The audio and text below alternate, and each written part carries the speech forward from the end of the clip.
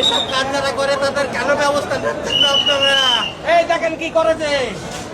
আরে 9 মাস পর আমি এই 2 ছেলে পাইছি। আওয়ামী লীগ সরকার থাকতে পুলিশ তার বডিগার্ড ছিল। আমার এই ছেলে বাঁচাতে আমাকে 36 লাখ টাকা 34 লাখ টাকা দিয়েছে। এই ছেলে বাঁচাতে আমার 32 লাখ টাকা নিচ্ছে।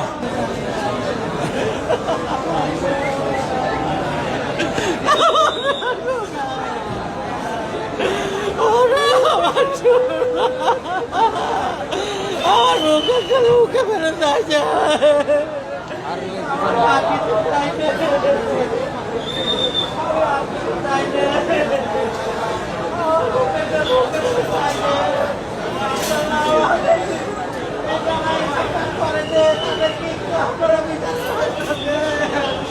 এরা কি করেছে?